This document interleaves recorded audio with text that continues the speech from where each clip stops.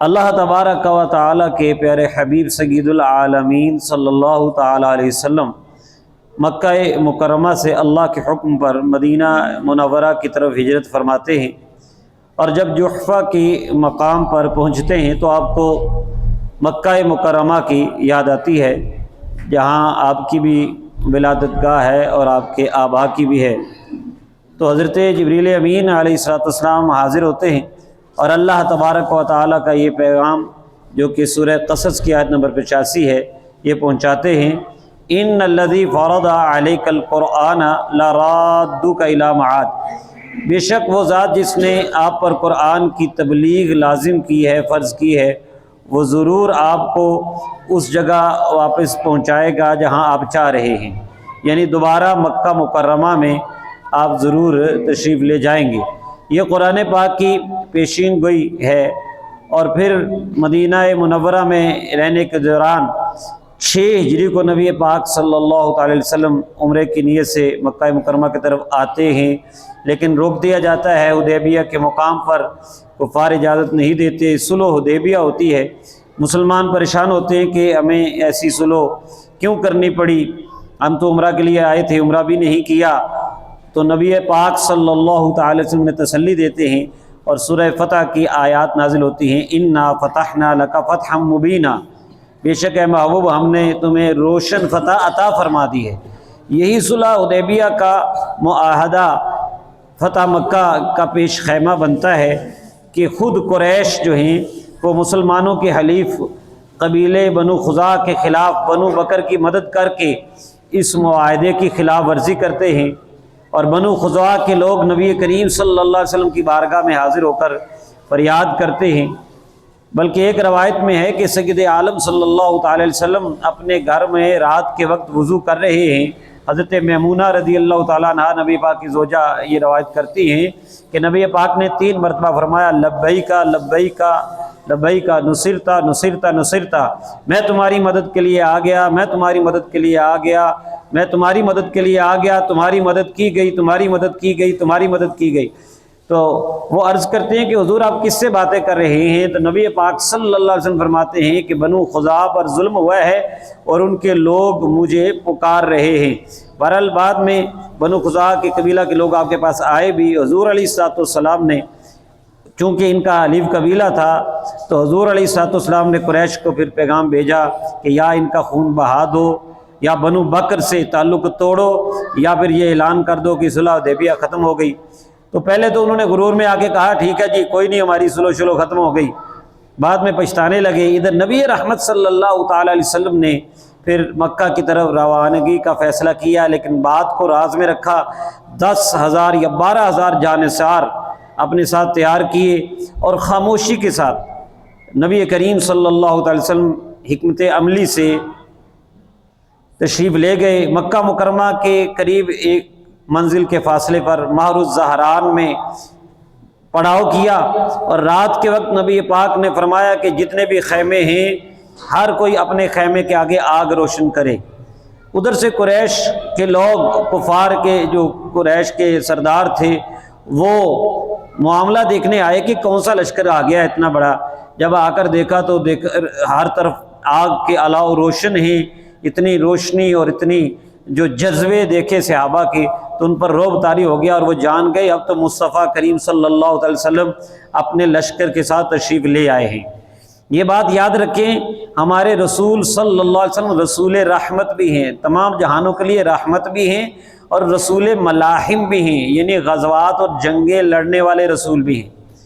ہم ایک پہلو پہ بہت زیادہ زور دے دیتے ہیں، وہ پیغمبر امن بھی ہیں، لیکن جہاں ضرورت پڑتی ہے تو وہاں تلوار اٹھانی پڑتی ہے، اور نبی پاک صلی اللہ تعالی وسلم یہاں تلوار اٹھا کر آئے ہیں اپنے حلیف قبیلے کی مدد کے لیے۔ آج کے مسلمان حکمرانوں کو اور مسلمانوں کو سوچنا چاہیے کہ غزہ میں، فلسطین میں اور جہاں کہیں بھی مسلمانوں پہ ظلم ہوتا ہے، ہم خالی امن کی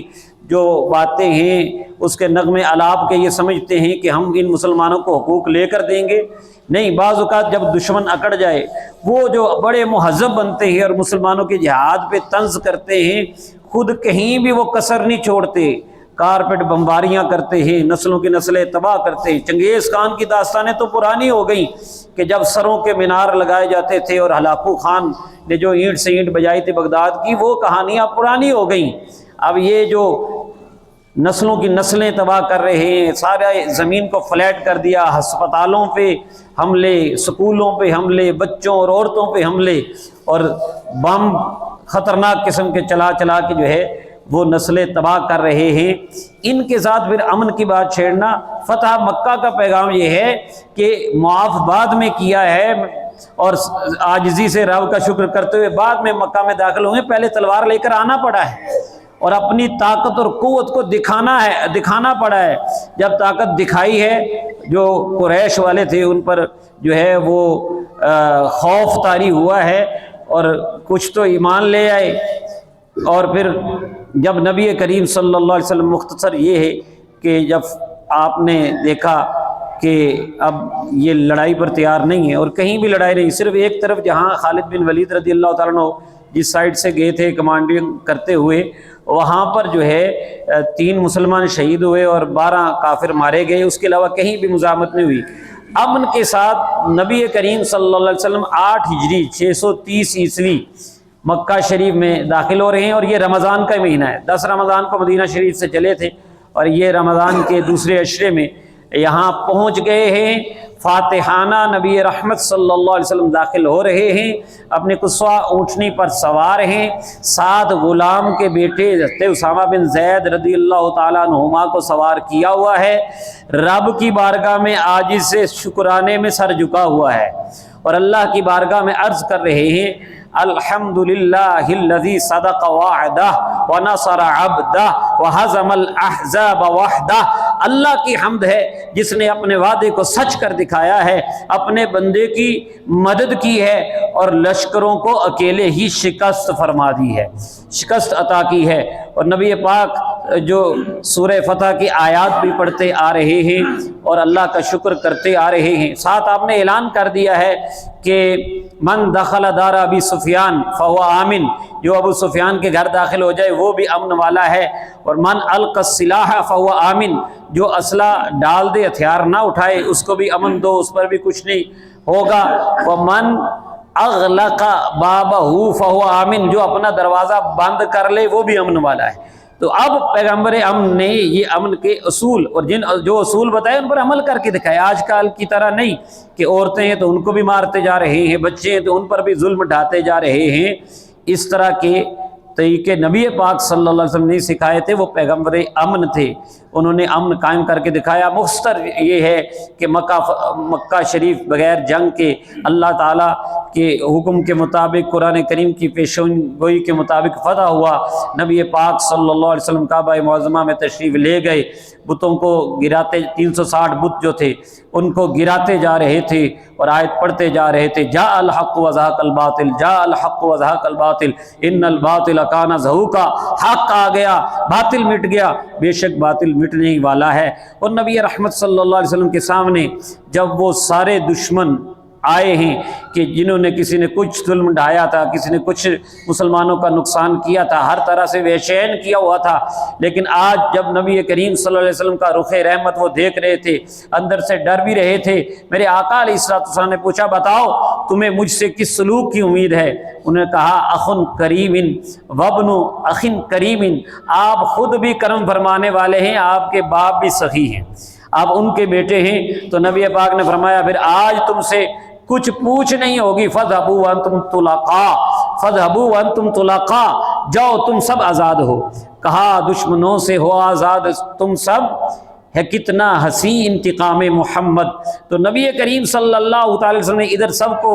معاف فرمایا، ادھر سے پورے مجمع سے صدا اٹھی لا الہ الا اللہ محمد الرسول اللہ، سب ایمان لے آئے ہیں۔ اب ان کو یہ ڈر تھا کہ اب جو ہم نے جو قبضہ کیا ہے مہاجرین کی زمینوں پر، پلاٹوں پر، ان کے جائیدادوں پر، اب واپس لی جائیں گی۔ نبی پاک کا کرم دیکھیے، آپ نے مہاجرین سے کہا کہ تمہاری جن جن جائیدادوں پہ قبضہ ہوا ہے تم ان کو ہبہ کر دو، گفٹ کر دو، اور مسلمانوں نے وہ ان کو گفٹ کر دی۔ تو یہ وہ فتح مکہ ہے جس سے ہمیں بہت سے سبق ملتے ہیں کہ وہ آقا